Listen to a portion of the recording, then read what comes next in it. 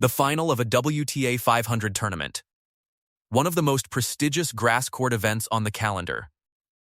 Two elite players on court. A championship trophy on the line. And thousands of empty seats.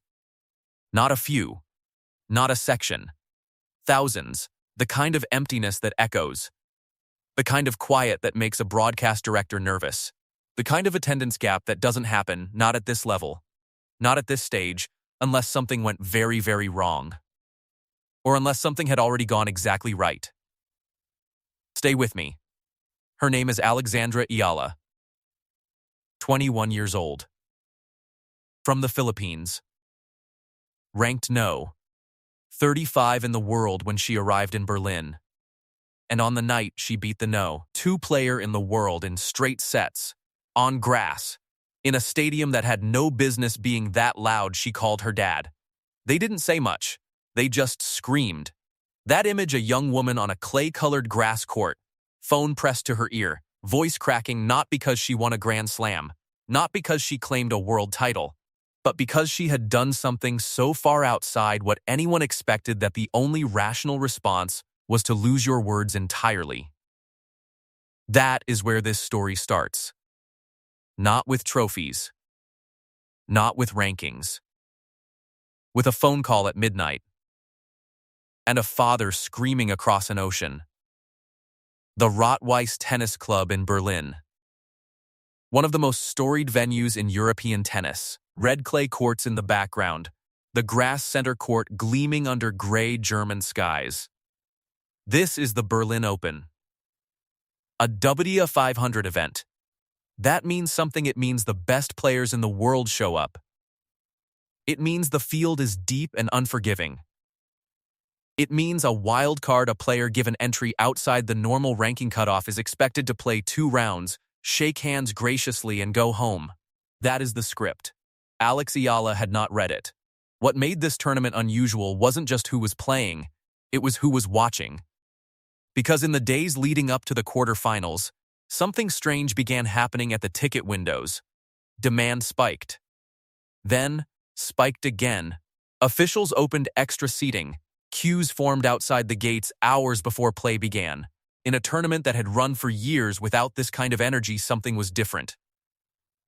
And that something was about to change everything. She came in as a wild card. She left as a phenomenon. Round 1, Donna Vekic, a Wimbledon semifinalist, seasoned on grass. Not the kind of player you hand a first-round wildcard and expect to see again. Eala handled her. Then came the match that broke the internet in the Philippines. Elena Rybakina, World No. 2, Wimbledon champion. A player with a serve that behaves like a weapon and a baseline game built to dismantle opponents piece by piece. The betting markets didn't hesitate. Rybakina was the overwhelming favorite. Final score, 7-5, 6-4. Eala, Reuters reported it within minutes.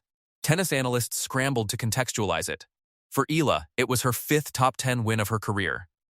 For everyone watching, it was the moment they realized this wasn't a feel-good story about a wildcard hanging around. This was something else entirely. She didn't stop there. Quarterfinals, Elena Svitolina, former world No.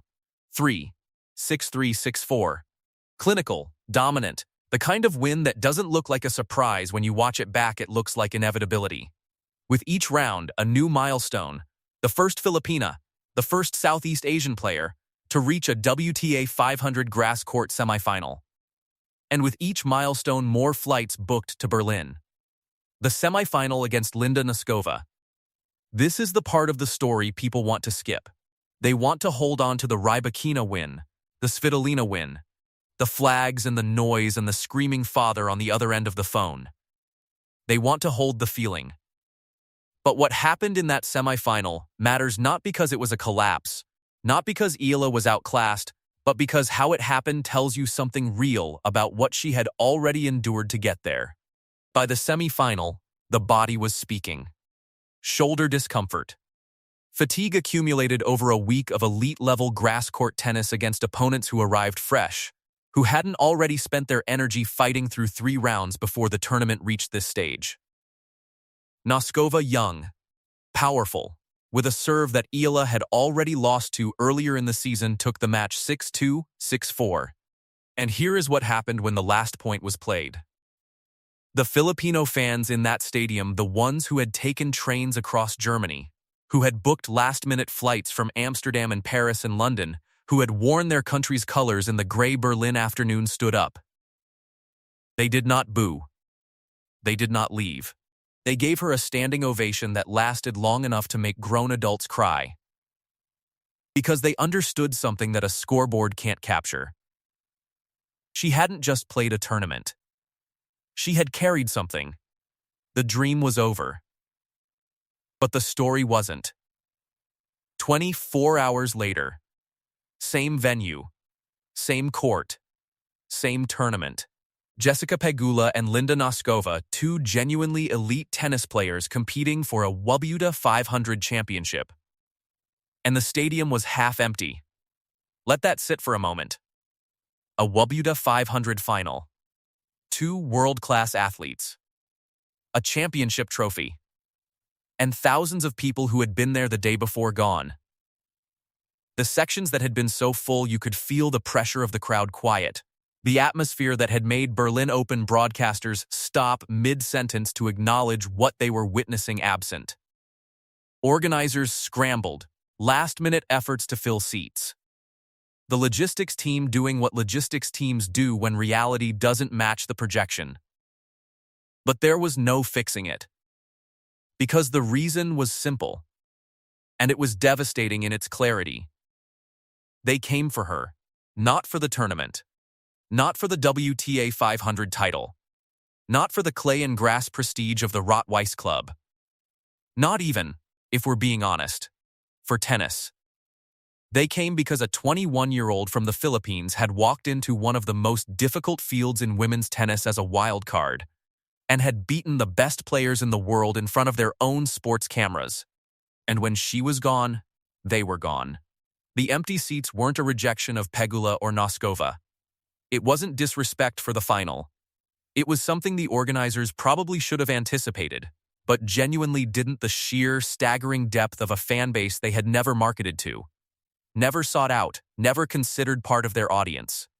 Until Alex Eala made them impossible to ignore.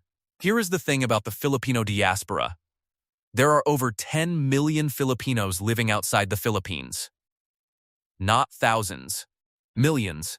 In Europe alone, in Germany, in the UK, in Italy, in the Netherlands, there are hundreds of thousands of Filipino workers, students, families, people who left home to build something elsewhere, and who carry their identity with them with a ferocity that is hard to overstate.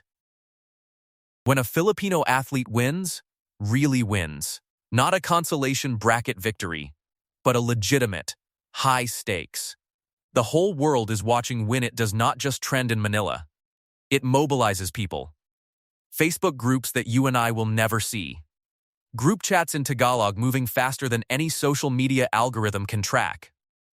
Communities that don't wait for mainstream sports media to validate what they're feeling, they already know.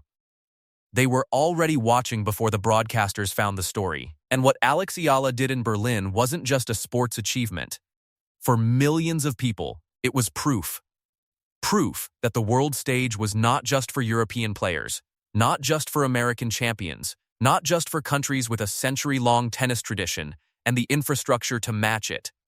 It was proof that the overlooked, underestimated, written off, not given a draw but a wild card could still walk into that tournament and make everyone stop what they were doing. That feeling does not belong to tennis. It belongs to every person who has ever been in a room where they weren't expected to succeed, and succeeded anyway. She is 21. Sit with that number for a moment. Because it is important. At 21, she has already recorded 5 top 10 wins. She has already reached a WTA 500 semifinal on grass. She has already reached a career-high ranking that puts her in the top 35 players in the world.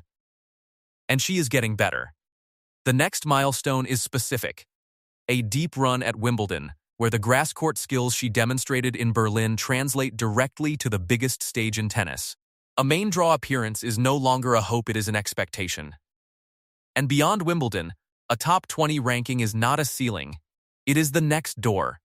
The WTA has been looking for marquee names to grow new markets. They have been looking for players who can break through cultural borders and pull audiences who have never watched a professional tennis match in their lives. They were not looking for those players in Manila. They should have been. Because the Berlin Open just ran the most compelling case study in recent WTA history, proof that there is a global audience, massive, passionate, and ready to travel across a continent on 48 hours' notice, waiting for a reason to show up. Alex Eala is that reason. She is not the finished product. She is the opening chapter. Here is the truth that the Berlin Open final made inescapable. Attendance at a sports event is not about the sport. It is never just about the sport. It is about the feeling a person gets when they walk through the gate, the sense that the person on that court is theirs. That they are witnessing something that belongs to their community, their identity, their story. Pegula and Noskova played a legitimate final, a quality match, a deserving champion, and the seat stayed empty. Because the crowd wasn't a tennis crowd, it was a Filipino crowd. And when the Filipino had played her last point, bowed her head to the applause, and left the court, they honored her. And then they went home. The empty seats didn't tell the story of a tournament without star power. They told the story of what one 21-year-old wildcard meant to the people who flew across Europe to watch her play. That is not a small thing. That is not a footnote. That is the whole story. Did Alex Eala's run in Berlin change the way you think about who women's tennis is for and which players the WTA should be building around? Tell me below, because the conversation starting right now is the one that matters before the rankings catch up, before the Grand Slam runs pile up, before the entire sports world figures out what a portion of Berlin already knew last week. In a few years, when everyone knows this name, you'll want a record of when you knew first.